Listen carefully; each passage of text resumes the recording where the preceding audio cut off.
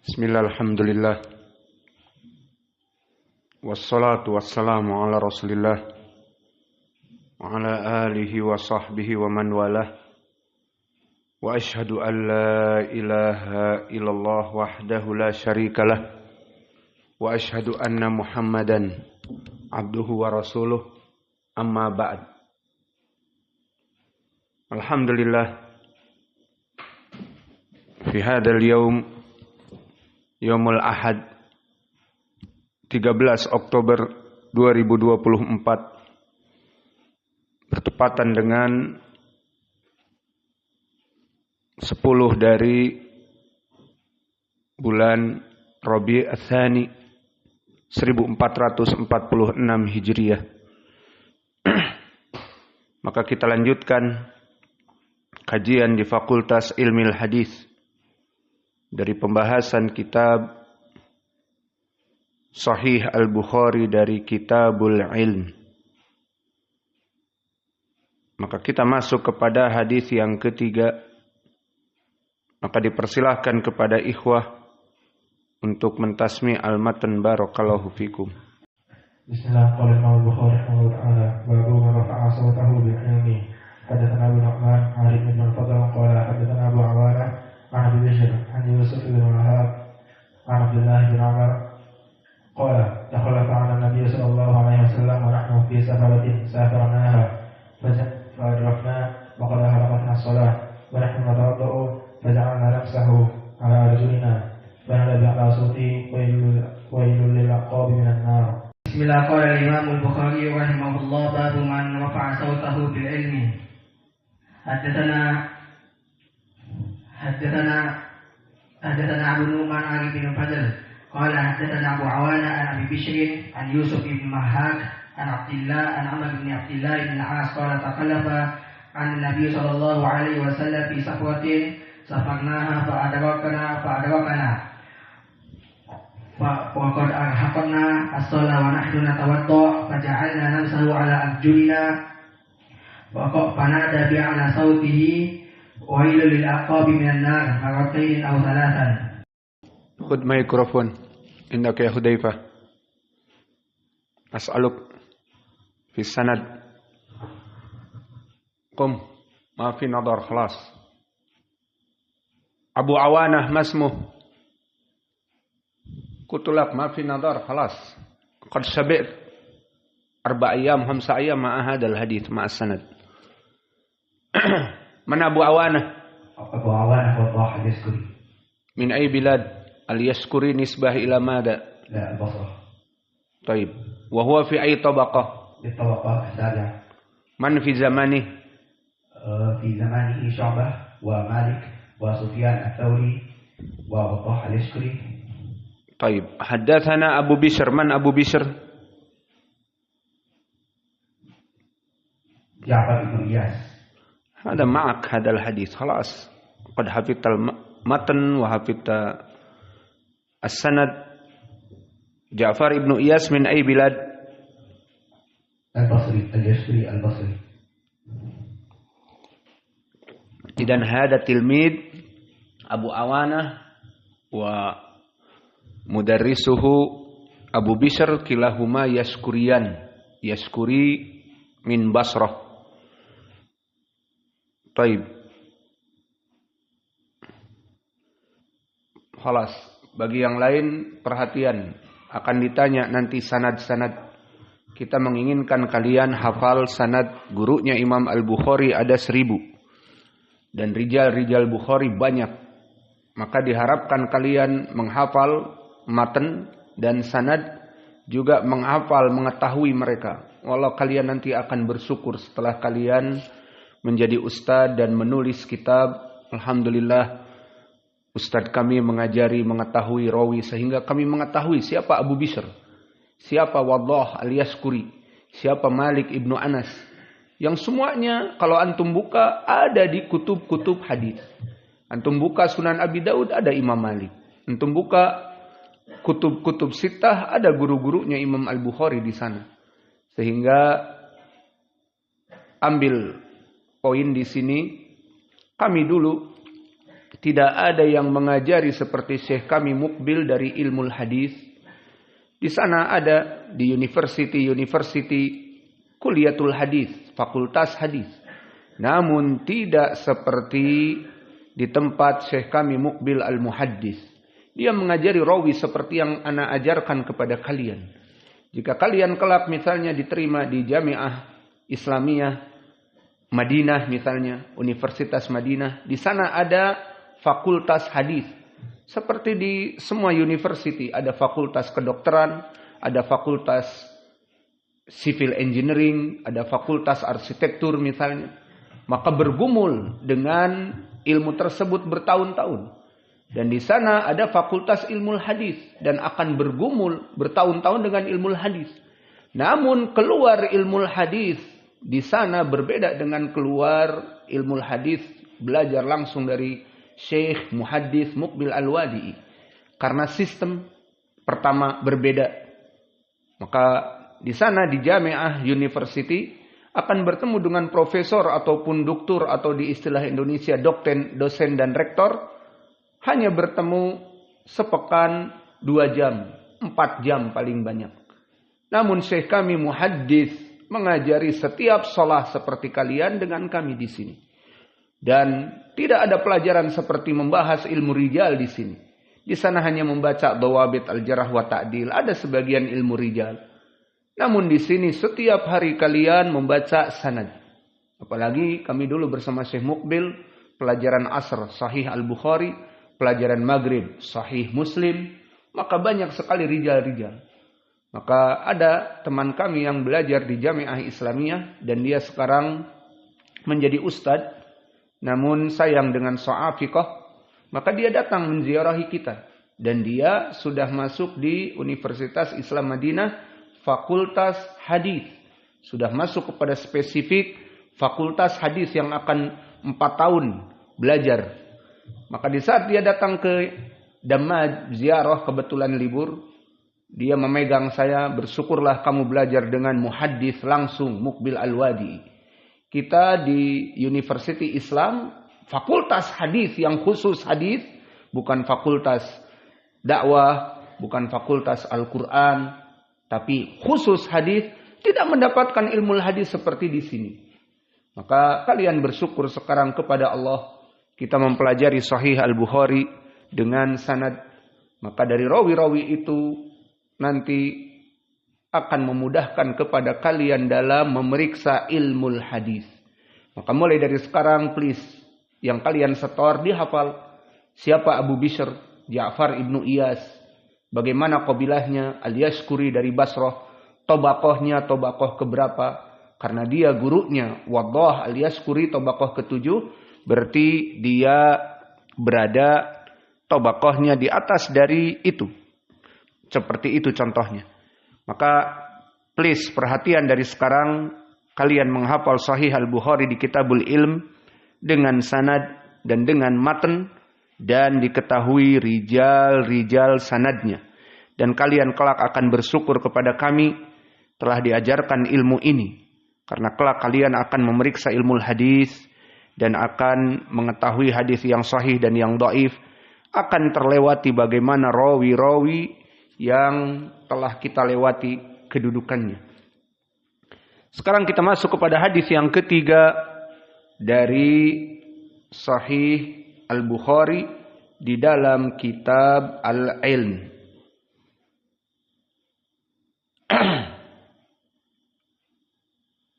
Maka di hadis yang ketiga ini barakallahu fikum, Al-Imam Al-Bukhari di tarjimah menyebutkan tentang periwayatan hadis dari murid kepada gurunya.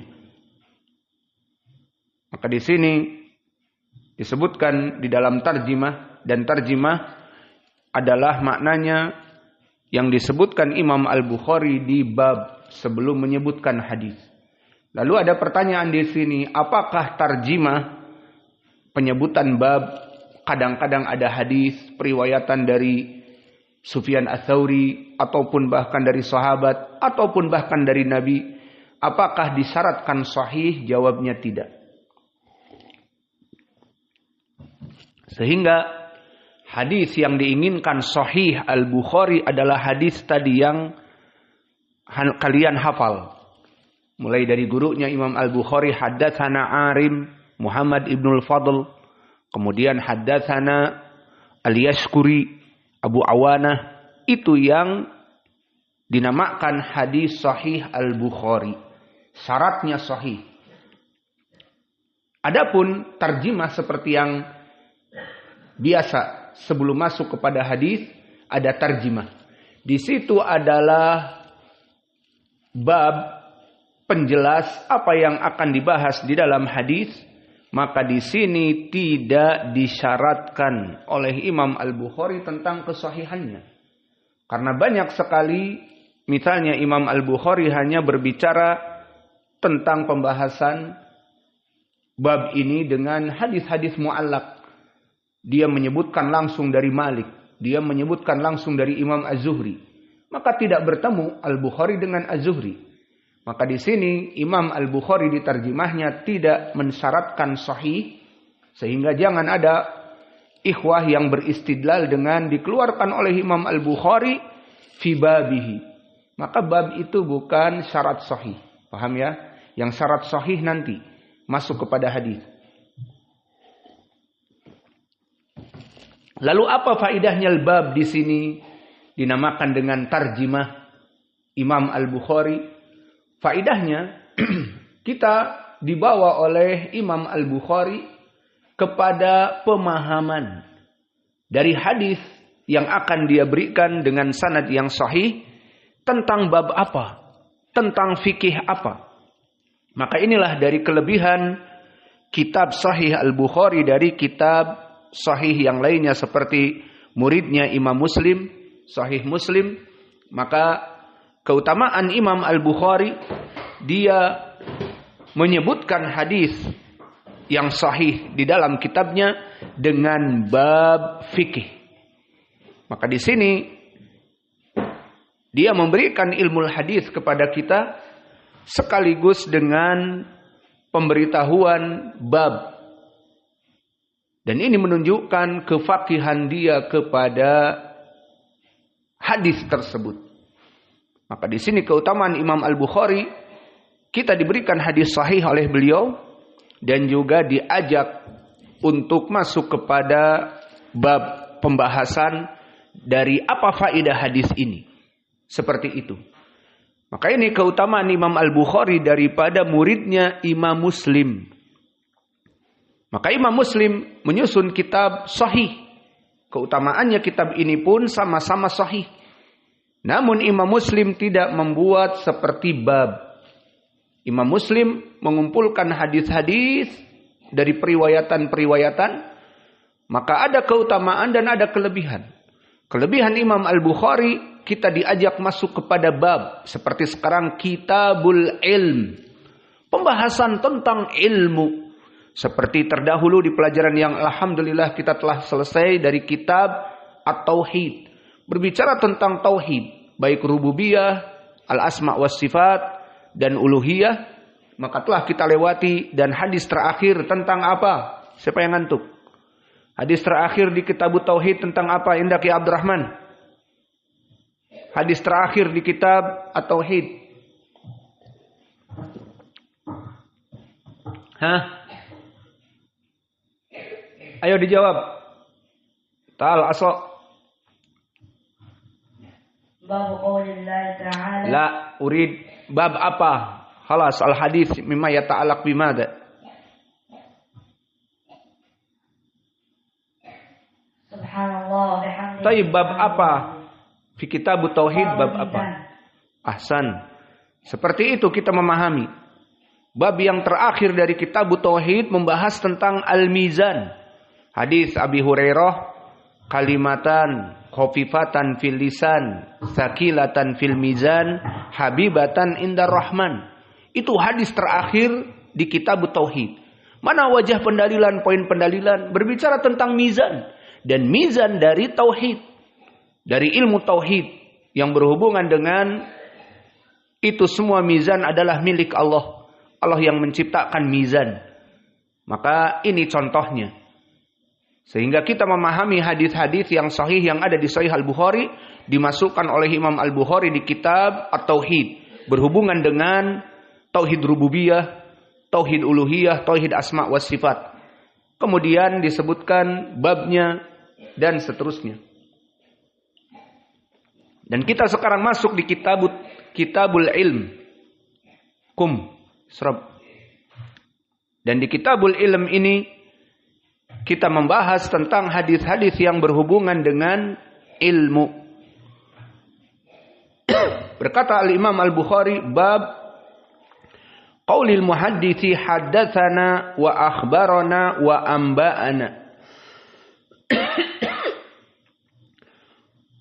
Bab tentang pembahasan seorang murid seperti antum, santri kita, mengambil ilmu dari gurunya karena dia mendengar langsung dari gurunya, maka dia mengatakan kepada gurunya di saat dia menulis kitab haddatsana fulan. Maknanya telah mengabarkan kepadaku, atau sami'tu fulan, aku mendengar dari dia. Maka misalnya saya meriwayatkan kepada kalian dari guru saya Syekh Muqbil Al-Wadi'i, atau kemarin Syekh kami Adil Mansur hafizahullah. Maka Syekh Muqbil dan Syekh Adil misalnya, keduanya adalah guru saya. Maka di saat saya mendengar khobar dari mereka berdua dan saya ingin menyampaikan kepada kalian, kita katakan haddatsana Adil Mansur, haddatsana Muqbil Al-Wadi'i. Maka itu yang diinginkan pembahasan di sini. Dan lafaz haddatsana dan akhbarana dan amba'ana yang disebutkan di bab ini, itu semuanya adalah lafaz tahdits yang tasrih. Makna tasrih adalah jelas. Maksudnya jelas bagaimana? Murid ini mendengar dari gurunya. Maka Imam Al-Bukhari mendengar dari gurunya siapa saja, misalnya di dalam sanad ini nanti dari Qutaibah. Dia akan mengatakan haddatsana Qutaibah. Maka bahwa dia mendengar dari gurunya Qutaibah. Dan gurunya Qutaibah juga mendengar dari gurunya. Maka dikatakan haddatsana Ismail bin Ja'far. Maka di sini guru Imam Al-Bukhari mendengar dari gurunya Ismail ibn Ja'far. Dan nanti Ismail ibn Ja'far akan meriwayatkan dari gurunya dengan sigoh yang ada. Maka ini yang diinginkan di dalam bab ini. Maka Imam Al-Bukhari meriwayatkan dari gurunya dengan akhbarana atau amba'ana atau sami'tu atau haddatsana. Maka catat sigatu tahdits ada dua. Pertama, sigatu tahdits tadi yang sharih. Apa makna sharih? Jelas. Dia mendengar dari gurunya. Lafadznya apa saja? Catat tadi. Haddatsana, akhbarana, amba'ana, sami'tu. Maka jika rawi-rawi meriwayatkan dengan lafaz seperti ini, menunjukkan dia menyebutkan sigatu tahdits, sigoh periwayatan yang sharih. Maksudnya dia benar-benar mendengar dari gurunya. Karena syarat as-sihah ada 5. Di antaranya ittisal as-sanad. Syarat dari hadis sahih bisa kita imani dan bisa kita amalkan. Apa syaratnya di pelajaran Baikuniyah? Sanadnya bersambung. Apa makna sanad bersambung? Antara murid dengan guru bersambung. Seperti saya menyampaikan ilmu kepada kalian dari Syekh Muqbil. Yang saya dengar, itu maknanya bersambung. Namun jika saya katakan haddatsana misalnya Al-Albani. Maka Syekh Al-Albani di mana? Di Urdun. Dan pada saat itu saya di Yaman atau di Indonesia. Tidak bertemu. Maka di sini terputus sanadnya. Maka dari lafaz-lafaz haddatsana, akhbarana, amba'ana, maka di sini lafaz-lafaz yang sharih menunjukkan bahwa dia mendengar dari gurunya. Ini lafaz yang pertama. Yang kedua, lafaz ghairu sharih. Lafdu ghairu sharih. Apa lafaz yang tidak jelas? seperti an fulan, dan juga qala fulan, dan juga anna, bahwa sesungguhnya fulan. Maka 3 lafaz ini, an dan qala dan anna, maka ini lafaznya ghairu sharih, tidak jelas bahwa dia mendengar dari gurunya. Lalu kenapa para ulama membagi 2 sighah at-tahdits ini? Periwayatan lafadznya dibagi 2. Karena di sana banyak dari rawi-rawi yang mempunyai sifat buruk, yakni sifatut tadlis. Maka perawi juga manusia. Dia menghafal ribuan hadis dan hafalannya kuat. Namun dari segi amanah dan dari segi akhlak, bisa jadi dia jatuh karena banyaknya tadlis. Apa itu tadlis?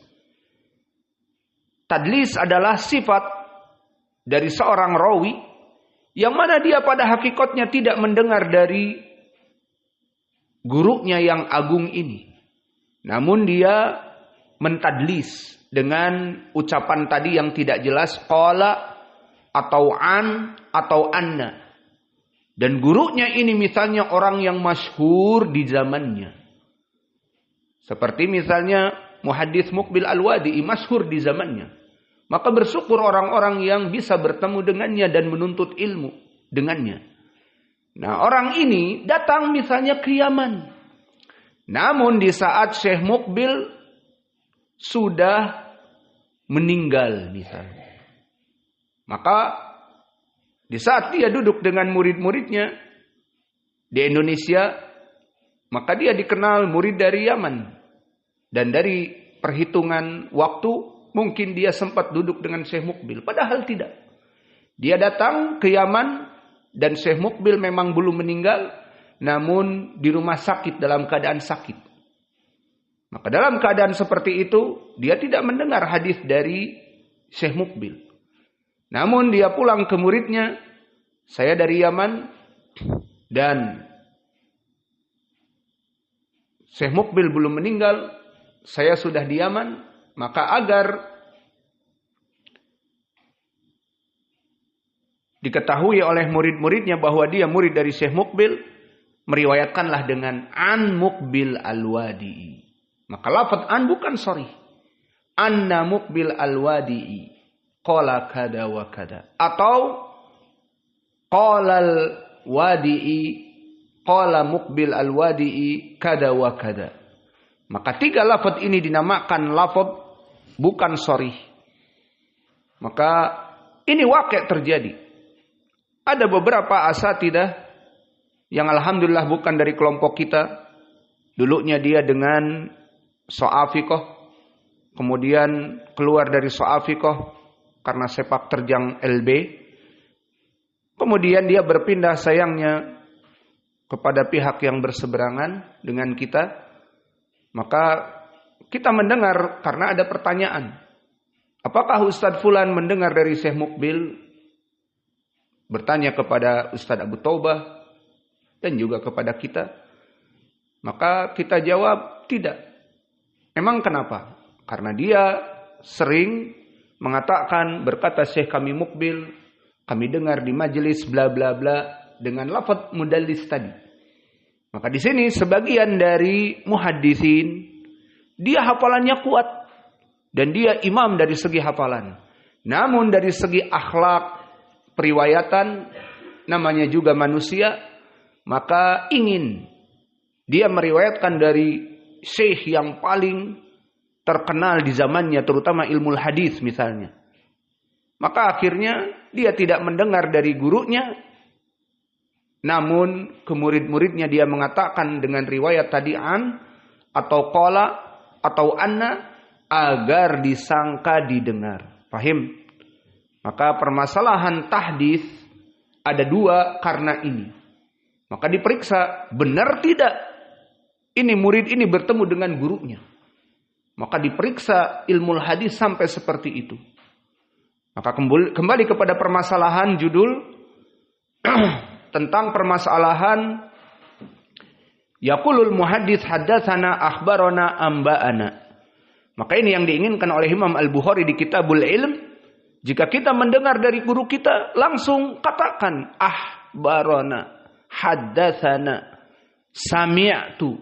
Maka jika kalian ingin meriwayatkan dari pelajaran kami, ataupun misalnya dari soal jawab dari kami, ataupun ingin memberikan faidah apa yang kami berikan, maka kalian bisa mengatakan kepada kelak murid kalian, sami'tu Sa'id al-Bandunji, akhbarana Sa'id al-Bandunji, seperti kami meriwayatkan dari syekh kami, qala syekhuna Muqbil, dan seterusnya. Atau menukil dari kitab. Seperti kita menukil dari kitab, hadis ini disahihkan oleh syekh kami Muqbil di Jami' Sahih misalnya. Maka antum nanti pun telah kami ambil hadis ini dari guru kami Sa'id di dalam kitabnya Al-Akhbar As-Sahihah, misalnya fi Fadail Siyam, atau fi Ahkam Ramadan, atau yang lainnya misalnya. Maka ini yang diinginkan dengan penulis kalimat haddatsana, akhbarana, dan amba'ana. Dan kalimat ini barakallahu fikum bagi mereka yang benar-benar mendengar dari gurunya menggunakan kalimat ini. Jika tidak mendengar dan mengatakan sami'tu akhbarana, berarti dia berdusta. Faham? Maka oleh sebab itu para muhaddisin, seorang rawi mengatakan haddatsana, akhbarana, atau sami'tu, kalau dia bohong berarti sudah tidak meriwayatkan lagi. Dan kalau tidak bohong berarti dia mendengar dari gurunya, benar-benar mendengar. Itulah sighatu tasrih. Dan sighah yang tidak tasrih tadi an dan qala dan anna, maka ini juga diterima hadisnya. Seperti nanti di dalam sanad, lihat Ismail ibnu Ja'far an Abdullah ibni Dinar, dan Abdullah ibnu Dinar an ibni Umar. Maka ini tidak menunjukkan bahwa sanadnya terputus. Maka an juga dari periwayatan, namun kurang jelas. Lalu dipermasalahkan kapan an ini dan anna dan qala dipermasalahkan jika rawi yang mengatakan an mudallis. Paham? Maka di sini ini gimana Ustaz? Ismail ibnu Ja'far an Abdullah ibni Dinar. Emang kenapa? Ini kan an. Ya kan tadi dia meriwayatkan dari gurunya dengan lafaz yang sharih, haddatsana, seperti Al-Bukhari dari Qutaibah, dan bisa juga ghairus sharih dari Ismail ibni Ja'far an Abdullah ibni Dinar. Dan dari Abdullah ibnu Dinar tabi'i yang agung ini an Abdullah ibni Umar. Dengan an kita jawab tidak ada muskilah. Sama-sama sighah tahdits, mendengar. Namun yang jadi muskilah jika diketahui rawi ini mudallis. Dan Ismail ibnu Ja'far bukan mudallis. Dan juga Abdullah ibni Dinar meriwayatkan dari Ibnu Umar an Ibni Umar. Dia bukan mudallis. Maka di sini diterima hadisnya. Fahimtum? Namun jika di sini misalnya Ismail ibnu Ja'far kita rubah mudallisin. Siapa nama-nama mudallisin yang antum ingat? Wainal mikrofon. Man ya Muhammad? Qatadah. Waman? Wal-A'mash. Waman? Qatadah wal-A'mash waman? Fi zamanih Abu Ishaq As-Sabi'i. Waman? Abu Zubair bin Tadrus dan banyak yang lainnya, Humaid At-Tawil. Maka rawi-rawi yang saya sebutkan tadi, Al-A'mash, Qatadah, imam. Namun dia mudallis, sering mentadlis. Dia tidak mendengar dari gurunya biar disangka didengar, sehingga membuat demikian dan demikian, maka dia mentadlis. Padahal tidak mendengar dari gurunya. Itu dipermasalahkan. Di saat Qatadah mengatakan an, maka sebagian ulama tidak mau menulisnya. Seperti Imam Syu'bah. Jalastu Qudam Qatadah. Maka Syu'bah murid dari Qatadah. Dan Syu'bah Ibnul Hajjaj orang yang sangat keras. Maka meskipun dia murid dari Qatadah, dan murid dari A'mash, dan murid dari Abu Ishaq As-Sabi'i, namun dia bagaikan KPK yang memeriksa korupsi di suatu lembaga misalnya, maka membuat perusahaan atau BUMN menjadi ketar-ketir, takut diperiksa pembukuannya. Dan begitu pun Syu'bah, jika datang ke tempat mudallisin Al-A'mas atau Qatadah ataupun Abu Ishaq As-Sabi'i yang kami sebutkan 3 tadi, maka membuat gurunya ketar-ketir. Karena berkata Syu'bah, aku duduk di depan Qatadah. Idza qala hadatsana fakatabtuhu wa idza qala an au anna au qala kepada gurunya, maka lam aktubhu. Maka aku duduk di depan Qatadah. Jika Qatadah meriwayatkan dari gurunya dengan lafaz tasrih sami'tu akhbarona, aku tulis karena sanadnya sahih bersambung dari gurunya. Namun karena dia banyak mudallis, jika dia mengatakan an depan Qatadah, aku tidak menulis. Aku ragu, mungkin dia mentadlis karena dia orangnya suka mentadlis, fahim? Jadi di saat Qatadah mengatakan an fulan dari gurunya, maka Syu'bah tidak menulis sama sekali. Padahal dia duduk di depan. Karena apa? Dia ragu. Qatadah ini mudallis, menyebutkan dengan an, aku nggak mau menulis hadisnya. Lihat bagaimana perlakuan Syu'bah kepada gurunya, sehingga karena ketegasan ini, guru-gurunya jika datang Syu'bah datang. Jangan main-main dengan tadlis.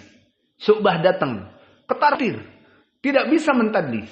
Karena apa? Karena tidak akan dicatat hadisnya, tidak diterima. Maka inilah keutamaan Syu'bah yang sangat tegas dalam permasalahan ilmu hadis. Maka dia awal man fattasha fi Iraq. Dia orang pertama yang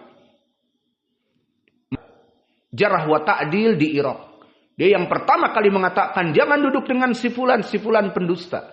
Jangan duduk dengan sifulan mudallis.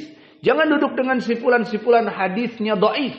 Jangan duduk dengan sifulan hadisnya matruk, ditinggal, dibuang dan seterusnya. Maka inilah keutamaan Syu'bah sehingga guru-gurunya pun ketar-ketir dari mudallisin jika datang Syu'bah mendadak di majlis. Tidak bisa berbuat tadlis. Paham? Maka oleh sebab itu akhirnya ada ucapan yang masyhur, kufitum bitadlis as-salasah. Maka aku cukupkan hadis-hadis bagi kalian dari 3 orang mudallis. Dari Al-A'mas dan Qatadah dan Abi Ishaq As-Sabi'i. Maka maknanya disebutkan oleh para ulama, periwayatan Al-A'mas, Qatadah dan Abi Ishaq dilihat muridnya. Jika muridnya adalah Syu'bah, maka meskipun Qatadah mengatakan an, itu tidak apa-apa. Karena Qatadah yang menyalin dan menukil periwayatan dari Qatadah. Karena Syu'bah yang menukil. Maka dijadikan keutamaan bagi para muhaddisin. Ini orang-orang mudallis yang 3 ini, jika menyebutkan an dari gurunya, Al-A'mas mengatakan an, Abu Ishaq As-Sabi'i mengatakan an, namun muridnya siapa di sanad? Ada Syu'bah. Bisa bagus sanadnya. Kenapa? Karena Syu'bah tidak mencatat dari mereka kecuali hadis-hadis yang mereka dengar, dan Syu'bah membuang hadis-hadis 3 orang ini jika meriwayatkan dengan an-anah. Fahim? Selesai pembahasan dari bab, itulah makna yang diinginkan. Maka ini masuk kepada kitabul ilm. Jadi di sini juga kita dididik dari adab agar kalian nanti terjauh dari tadlis. Seperti tadi, jika kalian mendengar dari guru kalian, sebutkan sami'tu Sa'id. Nanti kalian belajar di Yaman, sami'tu Syekh fulan. Jangan ada tadlis. Misalnya yang masyhur Syekh di sana Syekh Abdullah Al-Mar'i misalnya. Maka kalian mengatakan hadatsana Syekh Abdullah, padahal kalian belum pernah duduk dengannya. Kalian hanya belajar dengan murid-muridnya saja, tidak duduk dengannya misalnya. Maka jangan mentadlis. Sebutkan guru kalian yang kalian dengar dengan riwayat sami'tu. Dan jika tidak mendengar dari guru-guru yang besar, jangan mentadlis dengan an. Biar disangka kalian mendengar dari syekh yang besar, padahal kalian tidak mendengar. Fahim tum? Maka ini mendidik akhlak. Maka pada hakikatnya Kalian menuntut ilmu itu harus adab dan akhlak. Kita ingin di sini seperti itu. Maka tidak ada dari kalian santri kita yang berbohong, yang melaksanakan dosa-dosa besar dengan jelas, yang menipu dan mendolimi ataupun premanisme. Bilang kepada saya, ada santri yang tukang mukul kalian, atau ada santri yang sangat arogan, keras kepada kalian, bilang kepada saya. Nanti kita yang pukul dia. Ada, bilang nanti setelah pelajaran. Tukang mukul kalian atau membuli adik-adiknya yang kecil. Di sini tidak ada premanisme. Wallah bilang kepada saya pukul, saya usir langsung. Di sini kita seperti itu. Tidak ada santri-santri senior dicederai dengan santri senior yang mempunyai geng 3 orang dan seterusnya kepada santri yang junior. Tidak ada. Katakan kepada kita jika ada santri yang arogan, santri yang suka memukul santri yang lain, kita usir hari ini juga. Kembali kepada sanad. Haddatsana Qutaibah ibnu Sa'id. Maka Qutaibah ibnu Sa'id di sini adalah gurunya Imam Al-Bukhari dan Imam Al-Bukhari mendengar darinya, maka dikatakan haddatsana. Maka sanadnya bersambung. Imam Al-Bukhari meriwayatkan dari gurunya, dia mendengar dari gurunya, ini dari syarat sahih, bersambung. Dan Qutaibah di sini masyhur dengan kunyah. Siapa kunyahnya? Qutaibah ibnu Sa'id siapa kunyahnya? Abu Raja Al-Baglani. Maka itu Qutaibah ibnu Sa'id, Abu Raja Al-Baglani As-Saqafi. Dan dia hidup di Tabaqah yang ke-10. Dan Tabaqah yang ke-10 dari kebanyakannya Tabaqah yang ke-10 adalah al-akhidin an tabi'il atba' mimman lam yalqa at-tabi'in. Maknanya Tabaqah yang ke-10 adalah kebanyakan mereka hanya meriwayatkan dari itba'ut tabi'in. Berarti guru-gurunya mereka hanya sebatas Imam Malik, Laits ibnu Sa'ad, Syu'bah ibnu Al-Hajjaj yang di Tabaqah ke-7. Itu saja. Dan tidak pernah melihat tabi'in. Jadi mereka tidak pernah melihat Al-Hasan Al-Basri, tidak pernah melihat Sa'id ibnu Musayyib, tidak pernah melihat Qatadah ibnu Di'amah, Muhammad ibnu Sirin, Urwah ibnu Zubair, dan yang lainnya dari kelompok para tabi'in. Maka Tabaqah yang ke-10, guru-gurunya mereka itba'ut tabi'in kabir. Seperti tadi Laits ibnu Sa'ad, Al-Auza'i, Wadah Al-Yashkuri, itu saja. Maka ini Tabaqah yang ke-10. Dan kebanyakan Tabaqah yang ke-10 guru-gurunya Imam Al-Bukhari. Lalu hidup di zaman itu seperti siapa? Ahmad ibnu Hanbal, dan juga Yahya ibnu Ma'in, dan juga Ishaq ibnu Rahaweh, dan juga Amr ibnu Ali Al-Fallas yang digelari dengan As-Sayrafi, dan juga Abul Yaman Al-Hakam ibnu Nafi', dan juga Musaddad ibnu Musarhad ibnu Musarbal ibnu Mustawrad. Maka ini guru-gurunya Imam Al-Bukhari yang masyhur, dia di Tabaqah yang ke-10. Begitupun Abu Hatim dan Abu Zur'ah. Lalu bagaimana kedudukan Abu Raja Al-Baglani setelah kita mengetahui nama dan laqabnya dan dia hidup di zaman siapa? Maka dari segi al-jarh wa ta'dil, dia rawi yang thiqah. Dithiqahkan oleh Yahya ibnu Ma'in dan Abu Hatim dan An-Nasa'i dan juga yang lainnya. Apa qala al-Hafidh di takrib? Aina mikrofon? Iqra' madza qala al-Hafidh fi takrib. Baik. Dia thiqatun sabtun dan itu layak bagi dia. Di mana dia di atas derajat thiqah, imam. Maka derajat thiqah di bawah dari imam. Dan derajat saduq di bawah dari thiqah. Maka rawi-rawi yang sahih, baik dia imam ataupun rawi yang thiqah. Kemudian meriwayatkan Abu Raja Al-Baglani kepada gurunya dengan lafaz tadi, haddatsana Ismail ibnu Ja'far. Maka Ismail ibnu Ja'far dia Ismail ibnu Ja'far ibni Abi Katsir. Maka dia hidup di Tabaqah Ats-Tsaminah. Kalau tadi tabaqah yang ke-10, maka gurunya berarti tabaqah harus di atasnya. Tabaqah ke-8. Maka tabaqah yang ke-8, tabaqah yang bagaimana? Tabaqah yang ke-8, tabaqatul wusta min itba'i tabi'in. Maka tabaqah ke-8 masuk kepada kelompok itba'i tabi'in. Berarti dari kelompok al-mufaddalah. Kelompok al-mufaddalah 3. Sahabat, tabi'i, dan itba'at tabi'in. Maka di sini dia masuk kepada tabaqah itba'at tabi'in dan tabaqah al-wusta.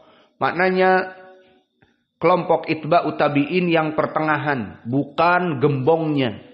Kalau gembongnya sering kita ulang di tabaqah ke-7 seperti Sufyan Ats-Tsauri, Malik ibnu Anas, dan Laits ibnu Sa'ad, dan Syu'bah ibnu Al-Hajjaj, dan Ma'mar ibnu Rashid Al-Azdi fil Yaman.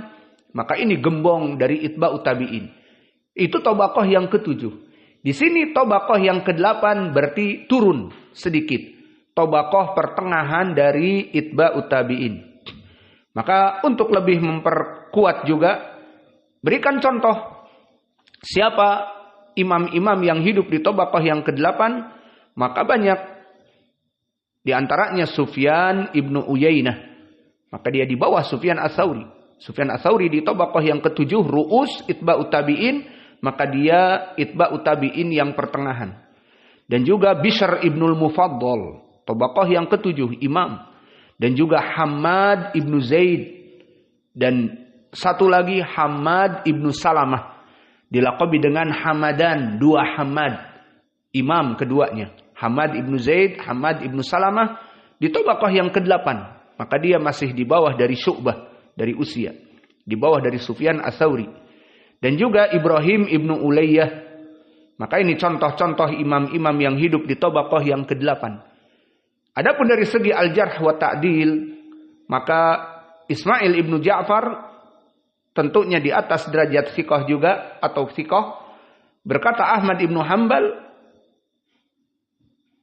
dan Abu Zur'ah dan An-Nasa'i dan Yahya ibnu Ma'in semuanya mensiqahkannya. Berarti hadisnya sahih. Maka ini rawi yang 2 yang kita sebutkan. Kemudian berkata Ismail ibnu Ja'far kepada gurunya Abdullah ibnu Dinar an Abdullah ibnu Dinar. Nah, pertanyaan di sini, apakah sanadnya dhaif? Karena meriwayatkan dengan an, jawabnya tidak. An juga dari periwayatan murid kepada guru, namun kapan didhaifkan? Di saat orang ini mudallis.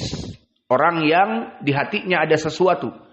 Dia ingin disangka oleh murid-muridnya mendengar dari gurunya yang agung. Misalnya di sini Abdullah ibnu Dinar, rawi yang agung di zamannya.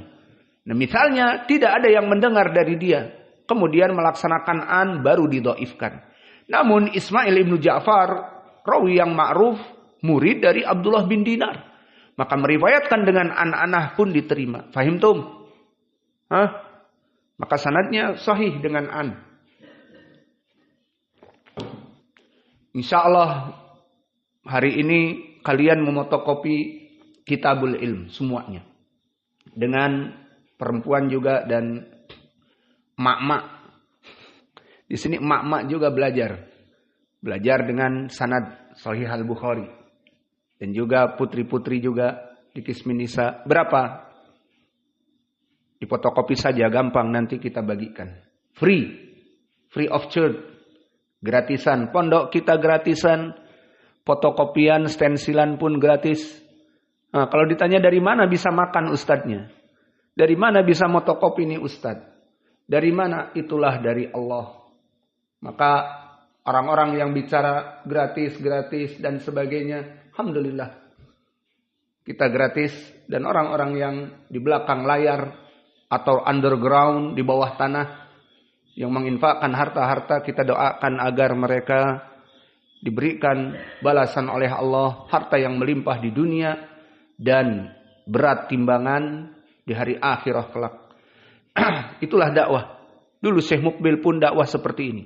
Dan dulu Imam Malik, seperti antum ketahui, belajar mengajar di Masjid Imam Nabawi, tidak bekerja. Dan dia hanya mengajar. Dari mana makan dan minum? Allah telah memberikan kepadanya dari perkara-perkara. Maka insya Allah hari ini kalian cetak, diberikan kepada siapa saja yang belajar dengan kita. Tentunya secara offline. Adapun yang online, mau dikirim kemana? An Abdullah ibn Dinar. Maka di sini Ismail ibn Ja'far meriwayatkan dari gurunya dengan an, dan dia mendengar karena dia bukan mudallis. Abdullah ibn Dinar al-Adawi. Kalau al-Adawi berarti dia akan tinggal di Madinah, dan dia nisbahnya al-Adawi al-Qurashi karena dibebaskan dari perbudakan dari kelompok al-Adawi, dan al-Adawi nisbat nanti seperti Umar ibn al-Khattab al-Adawi. Maka Abdullah ibn Dinar barakallahu fikum, dia maula dari Abdullah ibn Umar. Apa makna maula? Maula itu bekas budak, kemudian dibebaskan. Maka nasabnya bisa jadi dia orang bukan dari Quraisy. Namun karena dulu dijadikan perbudakan dan Ibnu Umar membelinya. Di mana belinya? Di pasar. Jadi di zaman dulu di pasar dijual manusia. Kemudian dibeli dan menjadi miliknya. Kerjakan ini, kerjakan itu. Mending kalau di rumah hanya mencuci piring, mencuci baju. Ini di kebun, maka dia akan memanen sawit, atau kalau di Indonesia menderes karet, free, gratis, karena budak. Nah di zaman dulu seperti itu. Dan keislaman yang menyebabkan dimuliakan manusia, tidak ada perbudakan. Maka di dalam Islam, jika ada budak-budak kalian muslimah atau muslim, fatahriru raqabah mu'minah kama qala ta'ala. Maka di Al-Quran bebaskan budak-budak yang muslim. Maka oleh sebab itu di hadis yang diriwayatkan oleh Imam Muslim dari Al-Hakam Ibnu Muawiyah, di saat dia memukul dari budaknya karena kambingnya tidak bisa dijaga, dimakan oleh serigala di depan mata.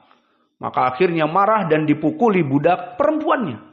Maka dia namanya juga manusia emosi, sumbu pendek, sedikit-sedikit meledak misalnya.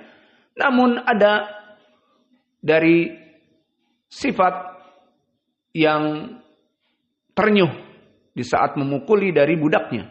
Maka dia datang kepada Nabi, ya Rasulullah, aku telah memukul dengan keras kepada budakku ini.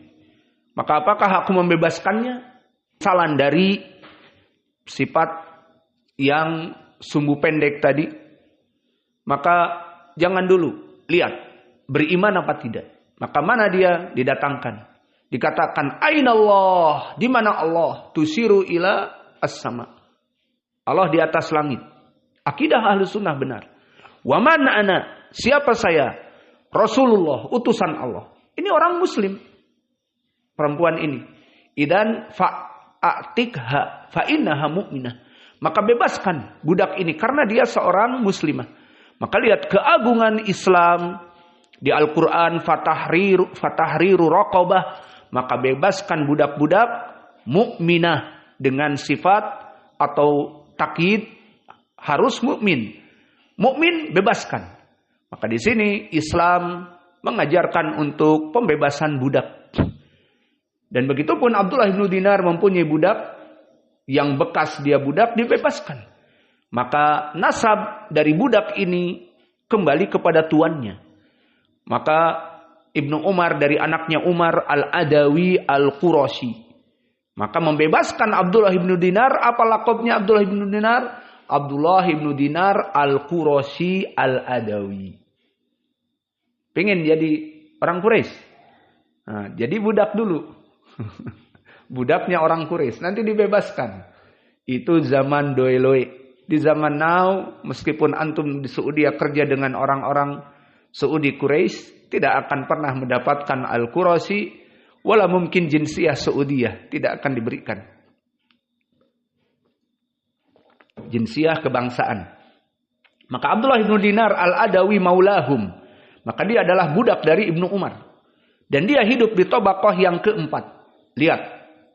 Imam Al-Bukhari meriwayatkan di dalam sanad ini sanad yang rubaiyat. Apa rubaiyat? 4 sanad.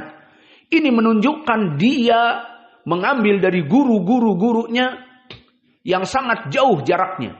Sehingga ngirit. Dan ini dinamakan sanad ali, sanad yang tinggi.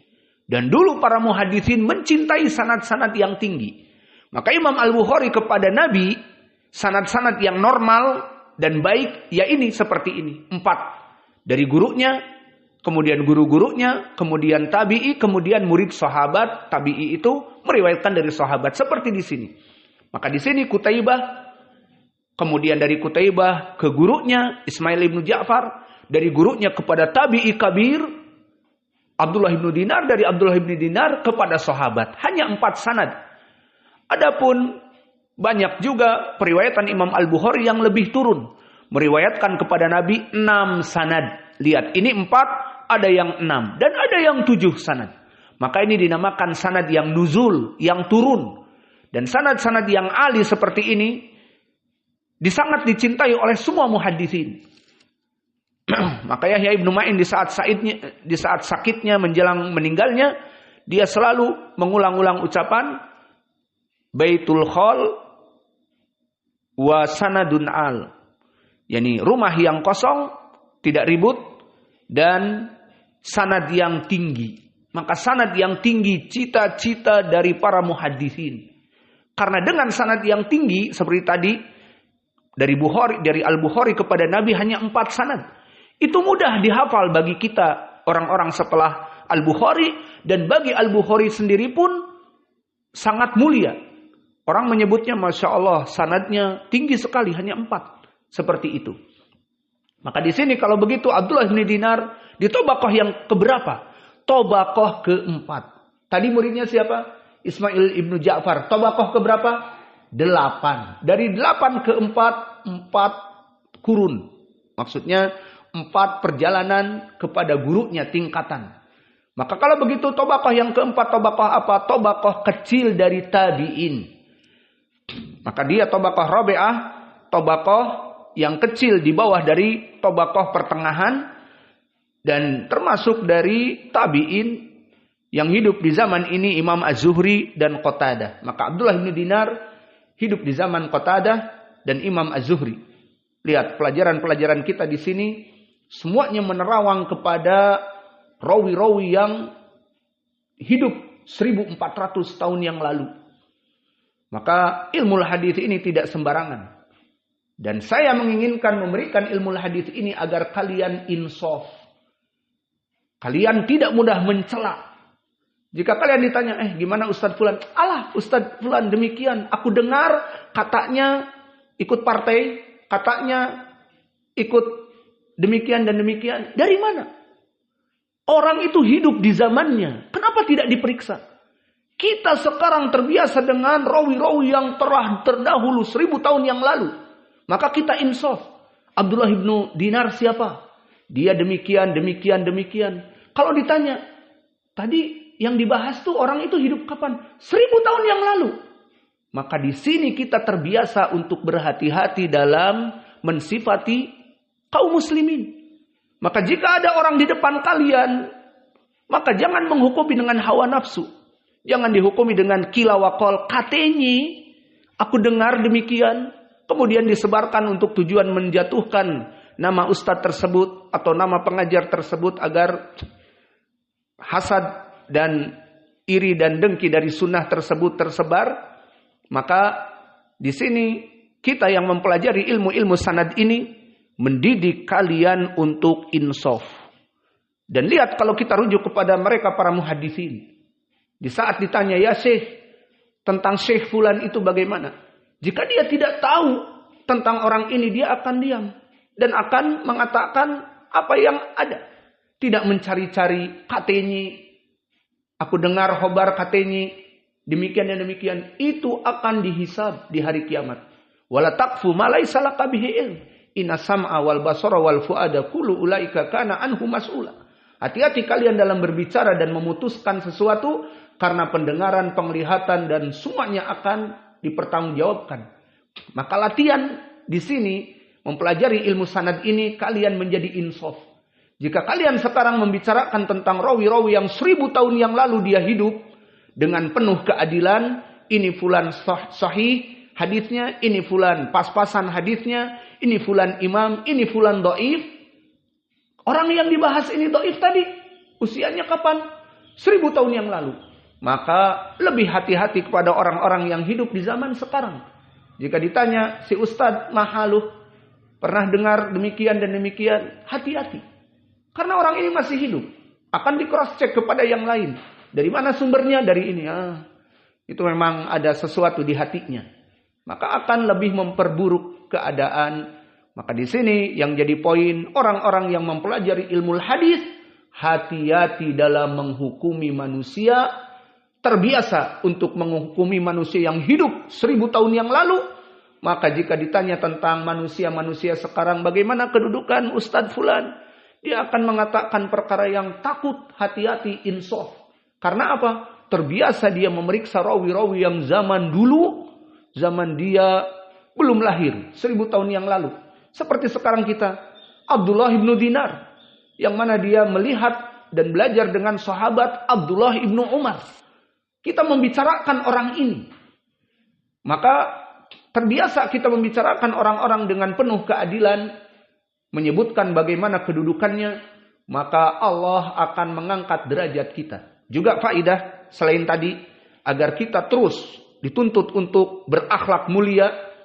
Dari akhlak mulia, dengan mempelajari ilmu rijal ini, kalian akan terbiasa memuji dan mendoakan mereka orang-orang yang telah terdahulu dan kalian mengambil ilmu dari mereka. Maka kalian membaca qala al-Imamul Bukhari rahimahullah. Kapan Al-Bukhari meninggal? 260-an Hijriah. Berarti jarak kamu dengan Imam Al-Bukhari 1200 tahun yang lalu. Maka kalian mengatakan rahimahullah. Kalian puji. Kemudian siapa gurunya? Tadi Abu Raja Al-Baglani dipuji. Dia rawi yang siqah. Seperti kami tadi menyebutkan. Dan sekarang Abdullah ibnu Dinar. Siapa dia? Dia tabi'i kabir. Muridnya sahabat Abdullah ibnu Umar. Kalian sekarang tidak sadar menyebutkan kebaikan-kebaikan orang-orang terdahulu yang baik mereka. Ilmu hadis, muhaddis, tabi'i, atau bahkan sahabat. Maka tidaklah kalian mengangkat derajat mereka dengan menyebutkan nanti Abdullah bin Umar sifatnya demikian-demikian. Kecuali Allah akan mengangkat derajat kalian. Setiap hari kita memuji para tabi'in, para sahabat. Maka apakah Allah tidak mengangkat derajat kita? Orang yang memuji mereka? Allah angkat derajat. Maka pertanyaan yang besar. Kenapa Allah mengangkat Al-Albani rahimahullah? Kenapa Allah mengangkat Muqbil Al-Wadi'i rahimahullah? Telah meninggal, namanya harum. Karena mereka di saat hidup menyebutkan kebaikan orang-orang zaman dulu, terutama perawi-perawi hadis. Menggambarkan seperti tadi, Wadah al-Yashkuri. Tadi Syu'bah ibnul Hajjaj. Jika datang kepada orang mudallisin, semua orang-orang mudallisin takut. Maka kita memuji siapa Syu'bah, siapa ini, siapa itu. Orang-orang yang terdahulu. Maka Syu'bah tentunya di atas Al-Bukhari, dia itba'ut tabi'in. Maka itba'ut tabi'in dia hidup 100-an. Nah berarti kita berbicara Syu'bah itu orang yang hidup di 1300 sebelum kita. 1300 tahun, paham? Maka di sini kita belajar ilmu hadis ini selain memahami makna hadis dari ucapan Nabi, juga ilmu rijal. Mempermudah kalian untuk mentahqiq hadis kelak, juga mempelajari akhlak dan adab. Apa akhlaknya? Kita tidak sembarangan berbicara kepada orang-orang yang sudah meninggal ribuan tahun yang lalu. Maka oleh sebab itu jika kita ditanya ustadz yang ada di sekitar kita, bagaimana kedudukannya, tidak mengejawantahkannya dengan hawa nafsu. Ustadz itu ikut partai, Gerindra katanya partainya. Ustadz ini ikut demikian. Dari mana? Pokoknya ingin menjauhkan orang ini dari dakwah dan seterusnya. Ini orang hidup di zaman ini. Bisa kalian cek kepada siapa yang ada. Ini orang hidup 1100 tahun yang lalu.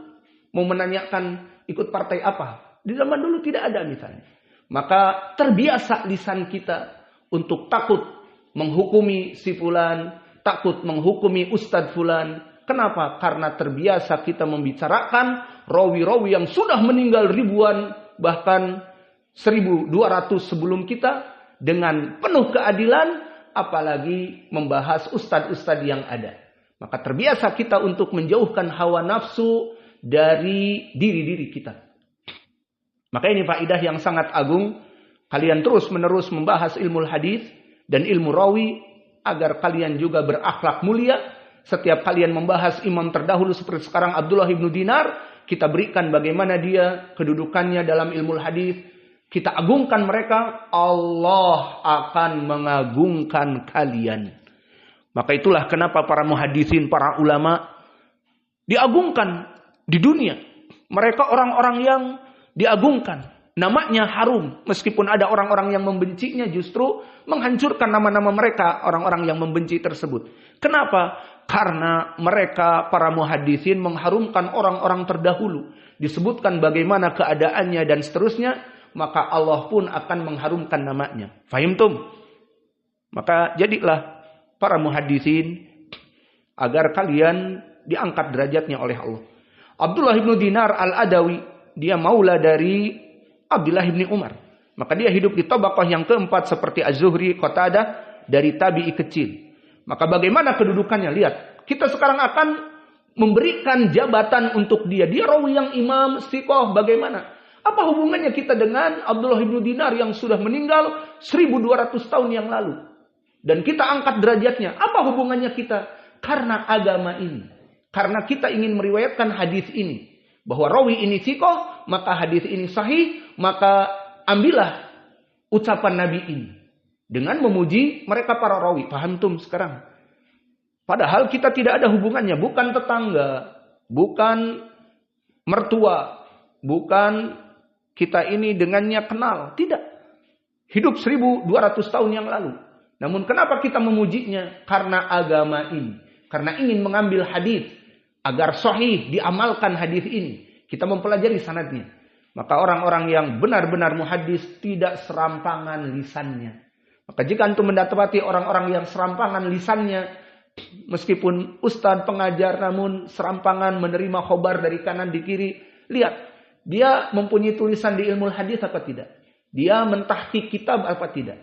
Kalau dia tidak mentahqiq kitab dan sebagainya mungkin. Namun jika dia mentahqiq kitab, dia mempelajari hadis, sanad dari rawi-rawi terdahulu, akan hati-hati. Paling sedikit dia sibuk.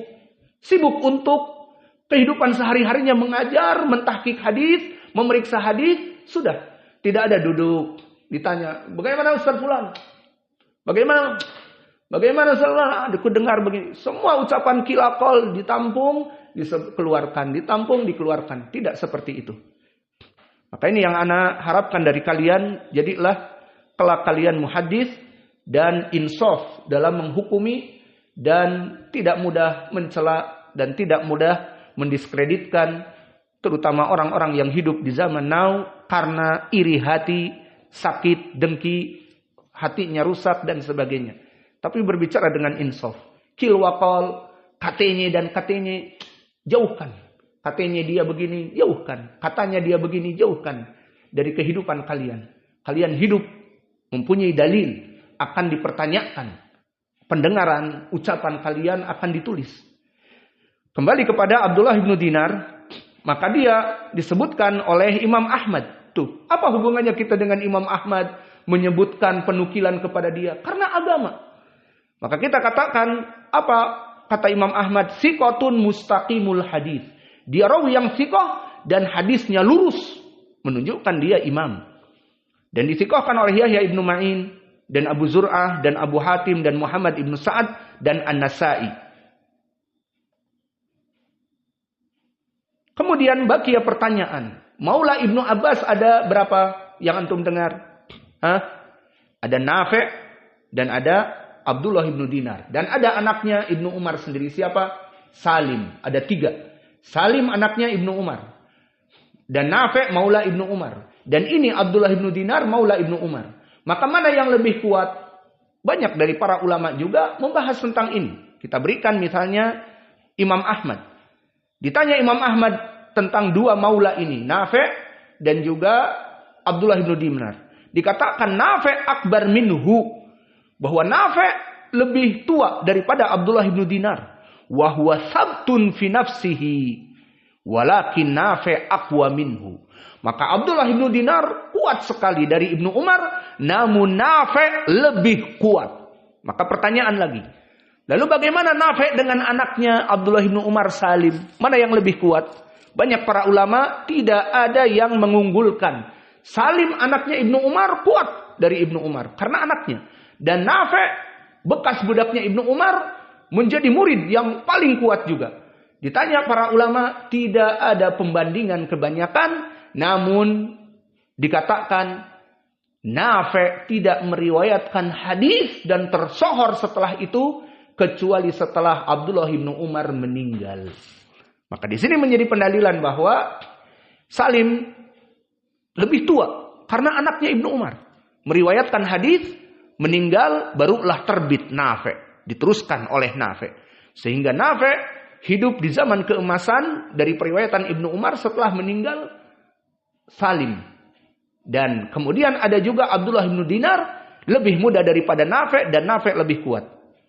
Adapun rawi sahabat di sini Abdullah bin Umar ma'ruf, maka sedikit kita membahas karena hadis kitab tauhid Kitabut Tauhid telah lewat, ini Kitabul Ilm, maka banyak dari para sahabat yang mungkin butuh kita berikan dari penjelasannya. Maka Ibnu Umar, dia adalah anak dari Amirul Mukminin Abdullah ibnu Umar ibnul Khattab. Dan dia masuk Islam semenjak kecil. Dan ini adalah keutamaannya, dan dia hijrah bersama bapaknya. Dan dia termasuk minal muksirin fi riwayatil athar. Dia termasuk dari sahabat yang banyak sekali periwayatannya. Lalu bagaimana rankingnya? Mubasyarah, ranking kedua setelah Abi Hurairah. Maka Abdullah bin Umar yang kita pelajari hadisnya sekarang meriwayatkan dari Nabi, tidak sembarangan sahabat. Sahabat muda, namun berdedikasi tinggi. Dia duduk bersama Nabi dan menghafal dan menulis, sehingga dia di ranking yang kedua setelah Abi Hurairah. Maka disebutkan di dalam syair, minal muktsirina fi riwayatil athar Abi Hurairah tsumma yalihi Ibnu Umar. Bahwa orang-orang yang meriwayatkan dari Nabi dari para sahabat yang paling kuat Abu Hurairah, 5.740 hadis. Kemudian Ibnu Umar yang jumlahnya 2.630 hadis. Meriwayatkan dari Nabi 2.630 hadis, ranking kedua. Ranking pertama 5.000. Lihat bagaimana perbedaan yang jauh antara Abu Hurairah dengan Ibnu Umar yang kedua. Jauh bedanya sekitar setengahnya, 2.500-an hadis. Subhanallah. Maka periwayatan di sini dari Ibnu Umar kepada Nabi termasuk dari periwayatan yang kuat. Dan keutamaan dari Abdullah bin Umar selain dia perawi hadis yang paling banyak setelah Abu Hurairah, juga ilmunya dia dan kesolehan dia. Dan ini menjadi pendalilan bagi kalian. Jangan kalian bangga dengan hafalan Quran kalian. Jangan kalian bangga dengan hafalan hadis dengan sanad kalian. La. Mana akhlak? Mana adab? Dan ini yang menjadi poin. Dan lihat Ibnu Umar, murid dari Nabi. Ilmunya dia nomor 2 hafalannya setelah Abu Hurairah. Namun akhlak, adab dipegang oleh dia. Maka telah datang dari keutamaannya dari saudarinya Hafsah, dari putri Umar, dari saudarinya. Maka dikatakan oleh Hafsah bahwa Nabi telah memuji kamu. Apa kata Nabi?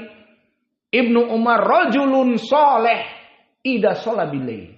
Bahwa Ibnu Umar adalah orang yang soleh jika dia itu sholat malam. Maka dikatakan di beberapa riwayat, nikmar rajul, sebaik-baiknya pemuda adalah Ibnu Umar jika dia sholat malam. Di sini pendalilan bagi kita. Pertama, tazkiyah Nabi kepada Ibnu Umar sebagai anak pemuda yang soleh. Ini diucapkan dari lisan Nabi. Dan ini wahyu. Wa ma yantiqu anil hawa in huwa illa wahyun yuha. Bukan karena dia memberikan uang, atau bukan karena sedang pemilihan umum, ataupun sedang diluk-lukkan untuk menjadi calon caleg misalnya, sehingga dipuji agar dijadikan kepala provinsi atau yang lainnya jadi amir. Tidak. Maka dari apa? Dari keimanannya, dari ibadahnya, dari akhlaknya. Apa dikatakan? Jika dia sholat malam. Maka Ibnu Umar dipuji karena melaksanakan itu. Dan di riwayat disebutkan semenjak itu Ibnu Umar tidak pernah lekang dari sholat malam. Dan ini bagi kita barakallahu fikum. Kenapa kita membangunkan kalian jam 4 dan seterusnya. Please bangun sholat malam. Kalian ingin menjadi diberkahi ilmunya. Please. Jadi jangan kalian di sini hanya sekedar menghafal dan main bola. Tapi menghafal dan akhlak. Mana ibadahnya? Itu yang kita inginkan. Tidak hanya sekedar hafalan-hafalan. Tetapi akhlak. Maka selesai dari Ibnu Umar. Sekarang kita masuk kepada matan. Selesai dari sanad. Qala Rasulullah sallallahu alaihi wasallam, "Inna minasyajari syajaratan la yasqutu waraquha wa innaha mithlul muslim. Fahaddatsuni ma hiya fawaqa'a an-nasu fi syajaril bawadi." Qala Abdullah, "Wa waqa'a fi nafsi annaha an-nakhlah." Fastahyaitu. Tsumma qalu, "Haddatsana ma hiya ya Rasulullah?" Qala, "Haditsna ma hiya ya Rasulullah?" Qala, "Hiya nakhlah." Maka di dalam hadis ini dari Ibnu Umar, penjelasan bagaimana dulu dia menuntut ilmu dengan Nabi. Dan mengambil ilmu dari Nabi. Lihat adab. Sekarang adab yang kita ambil dari bab ilmu ini. Pertama, Abdullah bin Umar murid yang kecil. Maksudnya usianya kecil. Dia duduk dengan muhajirin kibar, Abu Bakar, bapaknya Umar. Dan juga Utsman dan para pemimpin gembong-gembong as-sabiqunal awwalun, al-badri. Maka Ibnu Umar, sahabat yang cerdas dan kecil, dia menghargai dari murid-murid senior dari Nabi. Maka di saat ditanya, ada pohon kata Nabi. Yang mana pohon itu tidak gugur dari daun-daunnya. Seperti beberapa pohon yang jika terkena angin ataupun meranggas musim kemarau gugur daun-daunnya. Maka di sini tidak ada yang gugur dari daun-daunnya dan dia bagaikan manusia sifatnya. Maka di sini ditanya Nabi. Nabi bertanya kepada para sahabat dan pada sahabat yang ada para Quraisy kibar dan kelompok Al-Ansor yang kibar. Dan Ibnu Umar masih kecil. Maksudnya masih kecil. Dia dengan penuh adab. Dia tahu jawabannya. Dia mengatakan di sini. Fawaqa'a fi nafsi annaha nakhlah. Maka aku di dalam hatiku tahu jawaban. Ini pohon kurma. Dan Nabi menanyakan. Namun fastahyaitu. Aku malu. Malunya di sini kenapa? Karena dia duduk dengan kibar Quraisy yang lebih berakal, lebih berilmu, usianya lebih senior, maka tidak langsung ngacung dan seterusnya. Dia merasa malu bahwa mereka lebih terdahulu. Maka kemudian Nabi menanyakan kepada mereka, maka tidak ada yang bisa menjawab. Ibnu Umar ingin tampil. Namun ini masalah bukan masalah soal jawab cerdas cermat, siapa cepat, siapa dapat dan seterusnya, bukan. Ini masalah agama. Maka sebagian dari murid dia mengetahui dari pertanyaan gurunya. Namun dia ingin tampil, takut ini anak kecil tampil segala misalnya. Ini yang senior-senior mereka lebih berilmu dan mereka tahu jawabannya. Namun mereka diam ma'ruf. Biar nunggu dari Nabi. Maka dikatakan. Kata Abdullah. Aku tahu jawabannya. Aku ingin menjawab. Namun menghalangiku sifat malu. Dan sifat malu adalah sifat yang baik. Karena tidak ingin lancung. Dari para pembesar Quraisy. Yang lebih berilmu jelas. Lebih banyak duduk dengan Nabi. Lebih beriman. Maka permasalahan agama ini tidak pelajaran-pelajaran dunia ilmu IPA, IPS, matematika, rumus demikian dan demikian, maka lebih didahulukan dan tidak apa-apa dijawab serampangan. Namun ini masalah-masalah agama. Bisa jadi para sahabat tahu namun berhati-hati karena ini permasalahan agama. Dan tidak ada dari mereka ingin menonjol dari yang lain. Jawab terus. Ngejawab terus. Wah, Masya Allah ini sahabat yang keren. Jawab terus. Tidak. Tidak ada di antara mereka seperti itu. Maka di sini fastahyaitu. Aku tahu jawabannya namun aku malu. Summa qalu hadithna. Maka para sahabat mengatakan, apa itu jawabannya ya Rasulullah? Ya nahlah. Dia adalah pohon dari kurma. Maka ini yang menjadi poin pendalilan Nabi di saat memberikan pengajaran kepada murid-muridnya, memberikan sigoh soal jawab. Ini yang bisa kita ambil dari hadis, bahwa sigoh soal jawab itu akan membekas di hati dari murid-muridnya. Dan itu juga di saat Syekh kami menanyakan, "Endak kamu baca hadis, baca sanad dan seterusnya," itu akan membekas di kita. Apa makna demikian? Meskipun tidak bisa menjawab, maka setelah diberikan jawaban akan terus membekas. Maka pemberian soal jawab itu sangat penting. Maka kayak tadi kita memberikan soal jawab kepada kalian, tujuannya untuk ini. Yang ditanya tadi bisa jawab, alhamdulillah akan terus membekas.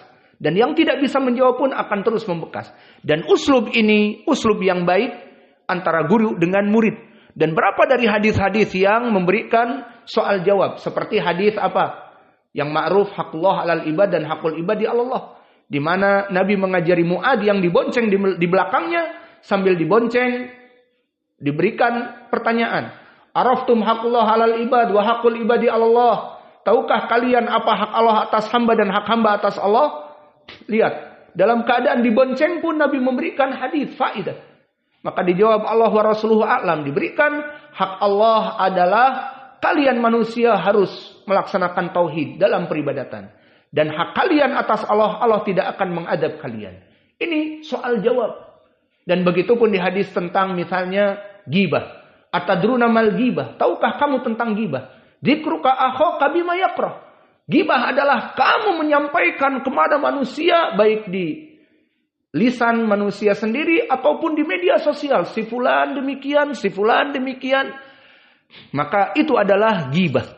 Dan ghibah di zaman now banyak sekali keburukannya dan mudah di saat ghibah itu diluncurkan di media sosial.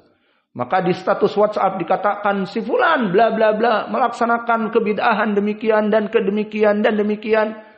Sekaligus dalam 5 menit dibaca 500 dari pengikutnya. Maka ghibah di zaman now lebih parah dari zaman dulu. Di zaman dulu mungkin dalam 5 menit itu kepada satu orang dia sampaikan. Ustadz fulan itu demikian-demikian. Satu orang. Di sini dia tinggal nulis di status WhatsApp yang baca langsung. Dan di sini pun keutamaan bagi yang digibahi. Berapa banyak pahala yang dia dapat. Diambil dari orang ini sholatnya. Diambil dari orang sana puasanya. Puasanya, sholatnya dan sebagainya. Dia duduk, dapat pahala mengalir. Maka silahkan menggibahi. Tafadhol. Biar dapat pahala kita dari mereka.